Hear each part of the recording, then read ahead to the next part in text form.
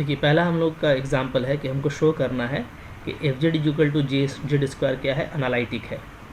ठीक है, इसको देखिए कैसे करेंगे, क्योंकि F Z is equal to क्या है आपका जेड स्क्वायर है। जेड का मतलब क्या है, इसको आप लिख सकते हो ऐसे एक्स प्लस आयोटा वाई का होल स्क्वायर। ठीक है, इसको अगर हम लोग स्प्लिट करेंगे तो आ जाएगा x square minus y square और प्लस 2x वाई आयोटा के साथ। ठीक है, यहाँ पे जो u है तो u मेरा क्या हो जाएगा, रियल पार्ट है x square minus y square और इमेजिनरी पार्ट हो जाएगा 2xy। ठीक है, तो अगर मैं पार्शियल डिफ्रेंशिएशन करूँ x के रिस्पेक्ट में, यानी मैं ux फाइंड आउट करूँ, ठीक है, तो ये क्या हो जाएगा, ये आपका हो जाएगा 2x। ठीक है, और इधर पहले मैं y के रिस्पेक्ट में vy फाइंड आउट कर लेता हूँ, यानी करली v बाई करली y।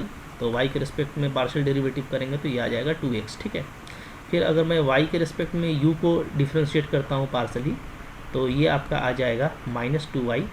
और इधर अगर मैं vx निकालूँ, यानी करली v बाई करली x, ठीक है, तो ये आपका आ जाता है 2y। ठीक है, तो अब आप यहाँ से डेफिनेटली देखिएगा कि क्या है, फर्स्ट वाले रिलेशन को हम लोग देखेंगे। ठीक है, तो हम लोग ये देखेंगे कि ux और vy आपका इक्वल आ गया है। ठीक है, और इसको अगर आप मिलाइएगा तो यहाँ से आप देखिएगा कि uy जो है वो इक्वल टू है -vx। तो ये CR इक्वेशन को क्या कर रहा है, सेटिस्फाई कर रहा है। ठीक है, सेटिस्फाई कर रहा है, इसका मतलब है कि चूँकि देखिए अगर आप देखेंगे ना तो ये 2x है, तो यानी एग्जैक्टली इक्वल है। तो अगर रीजन की बात की जाए, ठीक है, तो ये एवरीवेयर हिट कर जाएगा। ठीक है, रीजन में, तो इसलिए यहाँ पे ये सेटिस्फाई कर गया, तो आप बोल सकते हैं कि F Z is equal to Z square क्या है आपका, अनालिटिक है, इज़ अनालिटिक। ठीक है, तो जल्दी जल्दी देखेंगे हम लोग इसी तरह का एग्जाम्पल। एक मैं दूसरा एग्जाम्पल आपको दिखाता हूँ। ठीक है, देखिए सेकंड एग्जाम्पल देखेंगे हम लोग, तो हम लोग ये देखते हैं कि F Z is equal to this जो है आपका वो क्या है, अनालिटिक नहीं है। ठीक है, तो यहाँ पे भी आप देखिए कि जो रियल पार्ट है वो क्या है, -x cos y, और जो इमेजिनरी पार्ट है वो है आपका e⁻⁻x sin y। ठीक है, अगर पार्शियल डिफ्रेंशिएशन करें x के रिस्पेक्ट में तो ux आ जाएगा आपका -e−x cos y। ठीक है, जो कि y कांस्टेंट रहेगा। इधर मैं पहले अगर y के रिस्पेक्ट में करूं तो ये आपका आ जाएगा e⁻⁻x। ठीक है, साइन y का होगा तो ये होता है आपका cos y। ठीक है, ओके। तो देखिए अभी ही दोनों इक्वल नहीं है, क्योंकि माइनस का दोनों में डिफरेंस है। ठीक है, तो चूँकि आपका क्या है, ux not equal to vy आ रहा है इन जनरल। ठीक है, और अगर किसी पॉइंट पे चेक करें, जैसे अगर ओरिजिन पे भी चेक करेंगे एट 0 पर भी, तब भी ये इक्वल नहीं आएगा। तो चूँकि एक पार्ट आपका इक्वल नहीं आया तो आगे बढ़ने का ज़रूरत नहीं है। आप डायरेक्ट बोल सकते हैं कि CR जो इक्वेशन क्या कर रहा है, नॉट सेटिस्फाई नहीं कर रहा है। ठीक है, नॉट सेटिस्फाइज, देयरफॉर क्या है, देयरफॉर ये जो फंक्शन है एफ जेड वो आपका क्या होगा, नॉट अनालिटिक होगा बाई द कॉन्ट्रापोजिटिव स्टेटमेंट। ठीक है, ओके, तो बहुत इजीली आप जो है नॉट अनालिटिक वाला पार्ट को कंफर्म कर सकते हैं। ठीक है, ओके। अच्छा, कुछ हम लोग और यहाँ पे एग्जांपल देखते हैं। ठीक है, देखिए नेक्स्ट एग्जांपल ये है हमारे पास में कि आपको एक एफ जेड फंक्शन दे रखा है जहाँ पे यू आपको ये है, तो आपको बोलता है कि ये प्रूफ कीजिए कि ये रियल पार्ट है अनालिटिक फंक्शन का। ठीक है, अगर सिर्फ एक दिया हुआ हो रियल या इमेजिनरी पार्ट, तो हम लोग सिंपली क्या करेंगे, ये करेंगे कि हम लोग दिखा देंगे कि ये क्या है, ये जो है हार्मोनिक फंक्शन है, जैसा मैंने आपको बताया था। ठीक है, अगर ये हार्मोनिक फंक्शन होगा तो डेफिनेटली क्या हो जाएगा, ये इसको हम बोल सकते हैं कि ये रियल पार्ट है अनालिटिक फंक्शन का। और फिर हम लोग फिर वहाँ से उसका जो हार्मोनिक कंजुगेट है यानी जो भी है वो फाइंड आउट कर सकते हैं, और इस तरीके से आप लास्टली फंक्शन भी फाइंड आउट कर पाइएगा। ठीक है, ओके। ठीक है, तो देखिए कैसे सोल्व करेंगे। तो हार्मोनिक कंजुगेट दिखाने के लिए, हार्मोनिक फंक्शन दिखाने के लिए हम लोग देख लेंगे कि सिंस मेरा u क्या है, x square minus y square है। ठीक है, इसको आप पार्शियल डिफ्रेंशिएट कीजिए किसके रिस्पेक्ट में, x के रिस्पेक्ट में, तो ये आपको करली u बाई करली x मिलेगा। इसको हम लोग बोलेंगे क्या, 2x। ठीक है, अगेन डिफ्रेंशिएट कीजिए x के रिस्पेक्ट में, इसको आप ऐसे भी बोल सकते हैं करली u बाई करली x स्क्वायर हो जाएगा, तो ये आपको मिलेगा सिंपली 2। ठीक है, इसी तरीके से y के रिस्पेक्ट में करेंगे पार्शियल डिफ्रेंशिएशन, तो हमको क्या मिलेगा, ये हमको मिल जाएगा -2y। अगेन करेंगे तो ये हमको मिल जाएगा -2। ठीक है, अब दोनों को अगर आप ऐड करते हैं डबल ऑर्डर पार्शियल डेरिवेटिव को, तो ये आपको क्या आ जाता है 2 - 2 0 आ जाता है। ठीक है, तो ये हम लोगों ने पढ़ा है कि इसको हम लोग क्या बोलेंगे कि u मेरा क्या है, हार्मोनिक फंक्शन है, हार्मोनिक फंक्शन है। ठीक है, अगर u मेरा हार्मोनिक फंक्शन है, हार्मोनिक फंक्शन, ठीक है, इसका मतलब ये है कि जो एफ जेड है मेरा, एफ जेड = u + आयोटा भी, ये क्या है, ये आपका एनालिटिक है।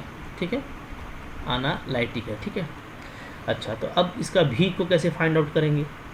तो भी को आप ऐसे फाइंड आउट कर सकते हैं, चूँकि हम लोग का जो डिफरेंशियल इक्वेशन का एक जो फार्मूला होता है, सिंपल फार्मूला, ठीक है, dv = क्या लिखेंगे, इसको हम लोग लिखेंगे, ठीक है, dv = ठीक है, करली v बाई करली x dx प्लस करली v बाई करली y dy। ठीक है, यानी ये सिंपली क्या आ गया, ये सिंपली आपका इस तरह से होता है। अब देखिए हम लोग जो सी आर इक्वेशन उसको यहाँ पे अप्लाई करेंगे, तो सी आर इक्वेशन से हम लोग क्या जानते हैं, सी आर इक्वेशन इम्प्लाइज, ये हम लोग जानते हैं कि जो आपका वी एक्स है वो क्या होता है, वो यू वाई होता है। ठीक है, और जो वी वाई है वो क्या होता है, वो माइनस यू एक्स होता है। तो हम यहाँ पर रिप्लेस कर देंगे, तो ये हो जाएगा मेरा यू वाई डी एक्स, ठीक है, plus minus U X D Y. ऐसा क्यों किया, क्योंकि हमको यू आई और यू एक्स पता है। ठीक है, ये रहा मेरा यू आई और ये रहा मेरा यू एक्स। ठीक है, अब इसको यहाँ पे मैं पुटअप करूँगा, तो ये आ जाएगा आपका -2y/dx। ठीक है, और माइनस यहाँ पे आपका आ जाएगा -2x और dy। ठीक है, तब ये तो बहुत सिंपल जो है इंटीग्रेशन हमारे लिए होगा। अगर मैं दोनों तरफ इंटीग्रेट कर दूँ तो क्या होगा, integration of y/dx plus x/dy। ठीक है, and this is exact differential equation of dxy। ठीक है, ये आप लोग पहले से जानते हैं।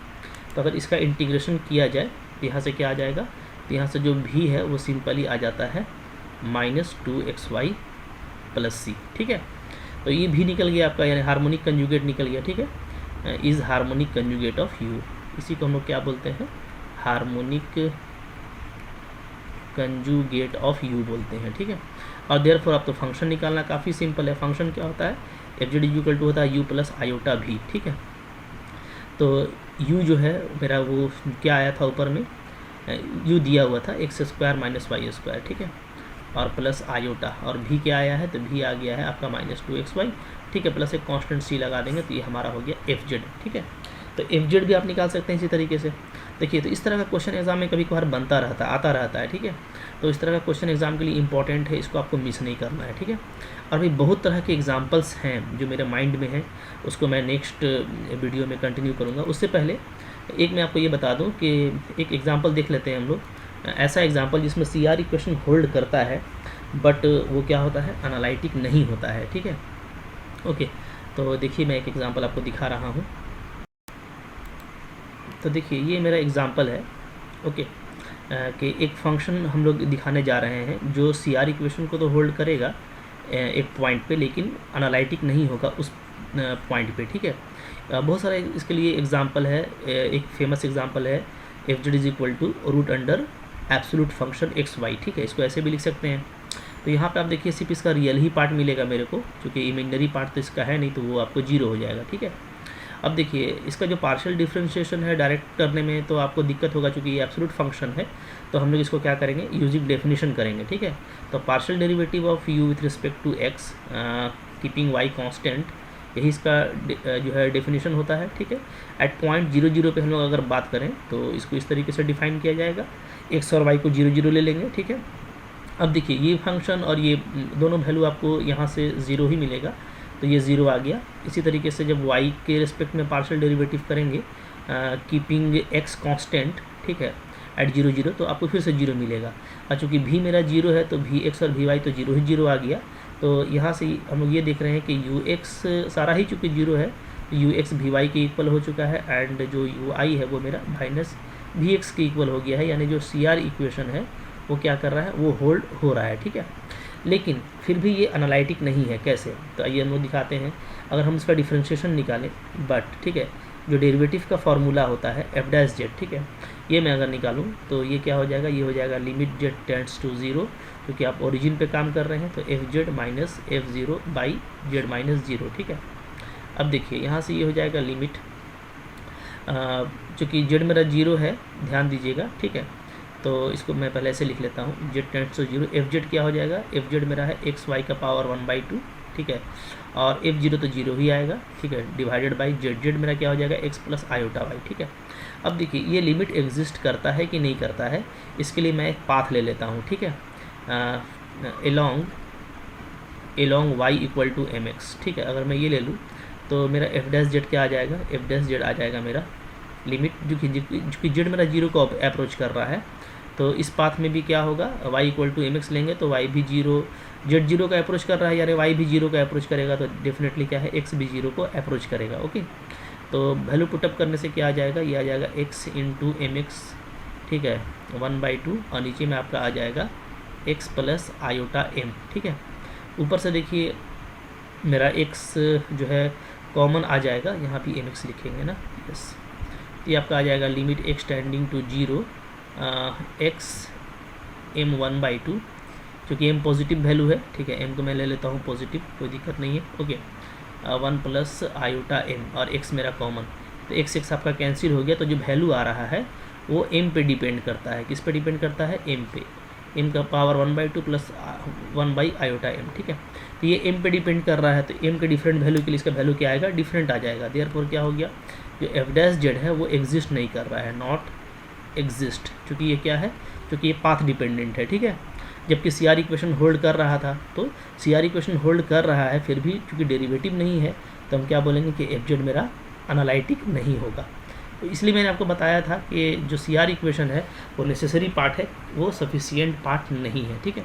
तो बहुत कुछ इसमें इन्फॉर्मेशन था, और चूँकि ये मेरा CSIR का लिस्ट है, तो इसमें बहुत सारा क्वेश्चन मुझको अभी डिस्कस करना है, जो CSIR नेट में और गेट में आते हैं, ठीक है। इससे कुछ कंसेप्चुअल क्वेश्चन आता है एनालिटिक फंक्शन से, ठीक है, तो वो भी हम लोग डील कर लेंगे, बहुत ज़्यादा कॉम्प्लिकेटेड नहीं आता।